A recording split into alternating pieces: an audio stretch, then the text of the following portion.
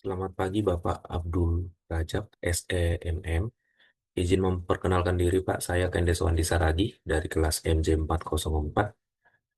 Izin mempresentasikan kondisi perekonomian Indonesia 2026 berdasarkan artikel CNBC Indonesia. 7 bulan sudah berlalu, begini rapor kondisi ekonomi RI. Yang pertama, kalau kita lihat secara umum, kondisinya perekonomian Indonesia masih resilient, tapi tekanannya makin terasa. Di sini dapat kita lihat dari data-data yang ada, Indonesia belum masuk kondisi krisis, tapi kualitas pertumbuhan perlu diperkuat karena beberapa indikator rumah tangga dan pasar melemah bersamaan. Sini dapat kita lihat ekonominya tumbuh 5,61%, inflasi Juninya masih terjaga di angka 3,34%, rupiahnya ini merah ya, menurun 18.058 per US dollar. Kemudian indeks keyakinan konsumen Juni 2006 masih di atas angka 100, yaitu 117,8, namun dia menurun. Dapat kita simpulkan stabilitas makro masih terjaga, namun daya beli dan kepercayaan pasar harus menjadi prioritas kebijakan. Ini rapornya dari ekonomi Indonesia sampai dengan bulan Juli. Pertama, ekonominya tumbuh cukup solid 5,61%, inflasi 3,34%, masuk ke level waspada, hampir mendekati ambang batas. Rupiahnya melemah paling dalam lebih dari 8%, IHSG 6.236. Ini sudah ada sinyal pemulihan, namun secara year to date masih negatif dari awal tahun kemarin. Kemudian indeks keyakinan konsumen atau IKK itu 117,8. Ini masih optimis namun trennya turun. Kemudian penjualan retail juga IPR Mei terkontraksi minus 3,9%, cukup dalam juga. Kemudian angka pengangguran ini turun tipis sebenarnya, namun secara jumlah dia masih besar, yaitu 7,24 juta. Kemudian yang pertama kita bahas satu persatu. Untuk pertumbuhan ekonomi masih di atas 5%. Namun untuk di triwulan 2-nya dia melambat. Ini merupakan sinyal positif. Pertumbuhan Q1 2006 mencapai 5,61% YoY. Kemudian Q2-nya masih di atas 5,29%. Ini lebih tinggi dari perkiraan pasar yaitu 5,10%.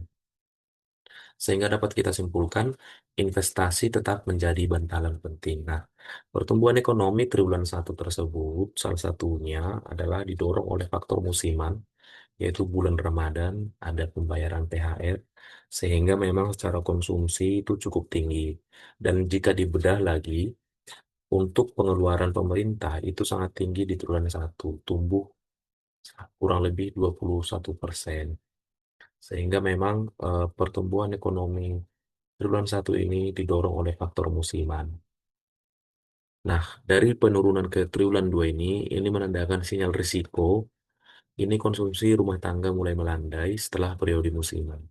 Sehingga ini perlu diwaspadai. Dan ini juga karena ada kebijakan tighter money, karena BI menaikkan suku bunga, sehingga menahan ekspansi kredit, sehingga konsumsi juga tentunya turun. Jadi target pertumbuhan tinggi butuh dorongan produktivitas, bukan hanya belanja. Jadi yang perlu ditingkatkan itu adalah investasinya juga. Apakah ada pembangunan pabrik baru, ada ekspansi usaha, itu perlu menjadi perhatian dari pemerintah. Kemudian untuk inflasi, inflasinya itu sempat naik lalu kembali dalam sasaran. Itu jika kita lihat ya, inflasi dari April sampai Juli itu paling tinggi itu ada di bulan Juni 3,34%. Batasnya itu dari APBN itu 3,5%. Batas paling tingginya. Artinya inflasi masih dalam area yang dapat dikelola. Namun yang menjadi perhatian ini adalah kelas menengah dan bawah, apakah daya belinya masih kuat? Karena memang yang paling rentan terhadap inflasi itu adalah kelas bawah terutamanya, atau kelas menengah bisa jatuh miskin jika daya belinya tidak kuat. Ke- Dari sini dapat kita simpulkan, secara kondisi harga belum mengkhawatirkan. namun belum bisa disebut nyaman untuk rumah tangga berpendapatan rendah. Jadi ini perlu dikendalikan lagi. Namun jika kita lihat juga inflasi yang terjadi ini salah satunya dipengaruhi oleh faktor kenaikan harga energi ya, di mana ada perang di Timur Tengah sehingga harga minyak itu melambung cukup tinggi. Ini tentunya mempengaruhi harga-harga bahan pokok, bahan makanan yang ada di masyarakat. Kemudian rupiah ini tertekan cukup dalam. Ini dari awal tahun itu turun lebih dari 8%. Kita lihat dari Januari 16.700, di 31 Juli di 18.058, turun sekitar 1.300 rupiah. Ini rupiah yang melemah ini tentunya akan berakibat menaikkan biaya impor energi dan bahan baku. Apalagi kita minyak tadi masih impor banyak ya, dan bahan baku tentunya naik juga harganya, sehingga nanti barang jadinya harganya naik juga. Ini akan mengakibatkan inflasi seperti yang saya sebutkan tadi. Nah, dari tekanan kurs rupiah ini akan membuat Bank Indonesia tentunya melakukan kebijakan sudah menaikkan suku bunga 100 basis poin sepanjang dari Mei sampai Juni, sehingga ini akan memperlambat ekonomi, akan menghambat kredit dan konsumsi dan investasi karena eh, orang kalau mau meminjam uang itu bunganya tinggi sehingga orang relatif menabung. Ini tentunya dilakukan untuk mengendalikan nilai rupiah yang sudah sangat lemah sehingga investor non-residen itu tertarik untuk menanamkan uangnya di Indonesia karena imbal hasilnya lebih tinggi. Ini stabilitas rupiah perlu menjadi prioritas, tapi tidak cukup dengan suku bunga saja. Kepercayaan fiskal dan kepastian kebijakan ekspor juga harus diperkuat. Nah, ini masalah rupiah ini salah satunya dipengaruhi oleh kepercayaan investor terhadap kondisi fiskal Indonesia. Jika memang kebijakan fiskal kita dapat dipercaya dan memberikan harapan bagi pasar, maka tentunya akan banyak investor menanamkan modal di Indonesia. Jika banyak menanamkan modal di Indonesia, tentunya rupiah itu kan jadi dibeli. Tentunya harganya akan naik. Ini jika saya lihat menunjukkan sinyal bahwa Indonesia itu mulai ditinggalkan karena investor merasa atau mungkin menunggu ya kepastian dari kebijakan fiskal dari pemerintah kita. Arahnya seperti apa. Kemudian dari pasar saham ini juga dapat kita lihat di Juli dia pulih namun belum menutup tekanan dari awal tahun kemarin. Penutupan Juli 6.222, kemudian Juli dia naik 10,25%, tapi secara year to date dia masih minus 28,04%. Jadi IHSG ini sudah turun 28,04% dari Januari kemarin. Ini menandakan memang kepercayaan itu sangat penting sehingga investor tersebut nyaman untuk berinvestasi di Indonesia. Untuk saat ini Indonesia mungkin masih banyak badannya terutama dari rebalancing dari pemeringkat investasi global, MSCI salah satunya, yang masih membekukan saham-saham Indonesia untuk masuk indeksnya. Jadi dari sini kita lihat memang investor tersebut masih menunggu arah kebijakan Indonesia seperti apa nantinya. Kemudian dari segi konsumsi ini sinyalnya melemah, kelihatan dari IKK dan retail. IKK itu indeks keyakinan konsumen turun memang dari 120 ke 117. Namun ini masih menunjukkan kondisi optimis karena masih di atas angka 100. Dan penjualan retail ini turun dari April ke Mei minus 3,7 ke minus 3,9. Padahal di Januari kemarin dia tumbuh di atas 5%.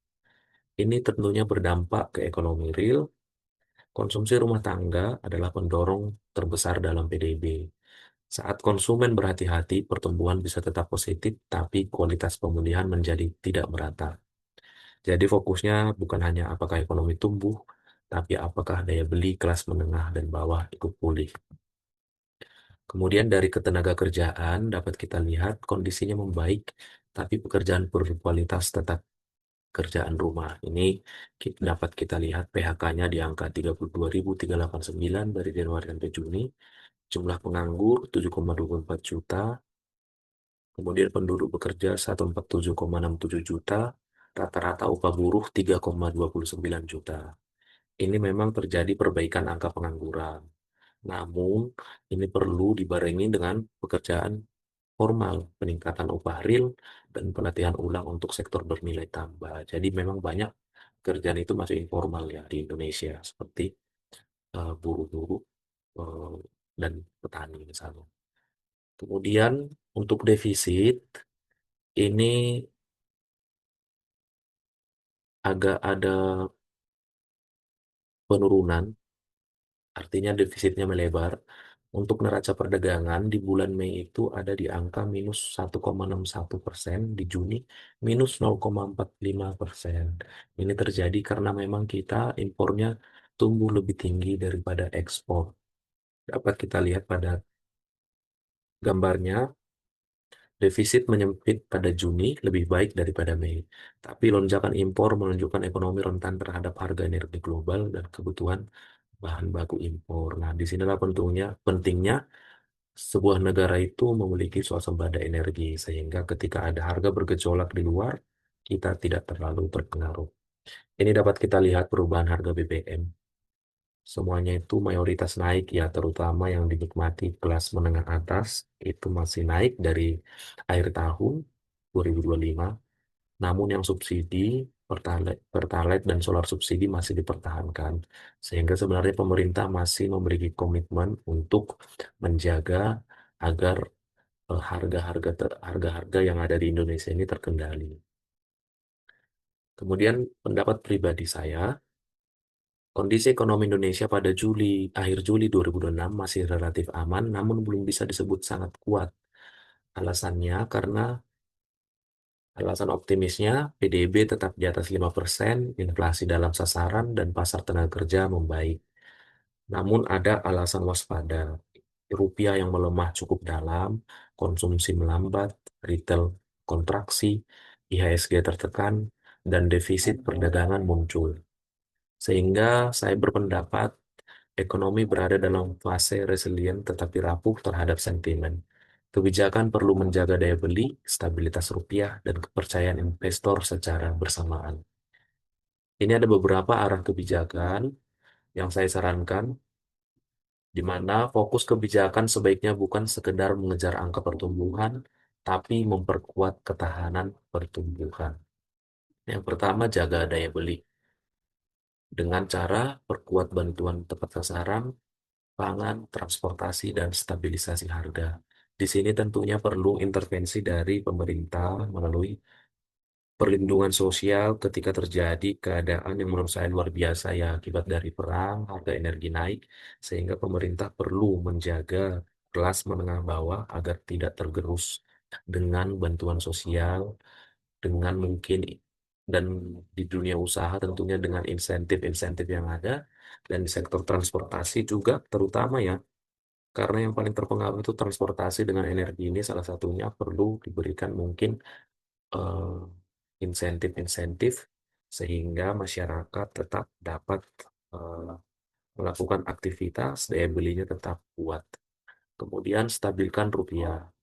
Ini perlu dilakukan dengan kombinasi kredibilitas fiskal, cadangan devisa, dan komunikasi kebijakan yang konsisten. Nah, di sini perlu kerjasama antara Kementerian Keuangan dan Bank Indonesia sehingga nilai rupiah dapat semakin menguat dengan kebijakan-kebijakan yang membuat yang pertama ya, investor itu harus yakin untuk berinvestasi di Indonesia dengan menumbuhkan iklim investasi yang sehat dan dengan menjaga cadangan devisa, salah satunya dengan memperkuat ekspor, tentunya dengan membuat regulasi ekspor yang lebih mudah dan dapat bersaing. Dan pemerintah juga perlu membangun komunikasi kebijakan yang konsisten sehingga investor dapat percaya kembali kepada pasar Indonesia, sehingga modal asing dapat masuk, sehingga rupiah banyak dibeli, sehingga rupiah harganya dapat stabil bahkan naik kembali. Kemudian dorong investasi produktif. Arahkan investasi ke manufaktur bernilai tambah dan proyek padat karya berkualitas. Ini tentunya sangat penting ya mungkin dengan membangun pabrik-pabrik baru. Ini sejalan dengan investasi yang tadi. Jika investor sudah percaya, maka dia akan membangun mungkin pabrik di Indonesia, sehingga kita tidak hanya bergantung kepada konsumsi yang tadi, tetapi juga produktivitas. Tidak hanya jumlah uangnya yang bertambah, namun juga jumlah produknya bertambah sejalan. Sehingga tidak karena inflasi, pertumbuhan ekonomi, namun karena produktivitasnya bertambah. Kemudian perkuat ekspor. Ini kurangi ketergantungan ekspor komoditas mentah dan dorong hilirisasi yang efisien. Tentunya ini menjadi cita-cita semua negara. Kalau boleh ekspor itu jangan hanya menjual barang mentah, namun sudah menjadi barang yang memiliki nilai tinggi, barang jadi, sehingga kita menjualnya dengan harga yang lebih kompetitif, tidak dengan harga yang murah. Ini ada sumber referensi yang saya gunakan. Eh, Pertama dari CNBC, selebihnya dari BPS, Bank Indonesia, dan Reuters. Mungkin sekian presentasi yang dapat saya presentasikan. Mohon maaf jika terdapat kata-kata yang kurang berkenan. Terima kasih dan selamat pagi.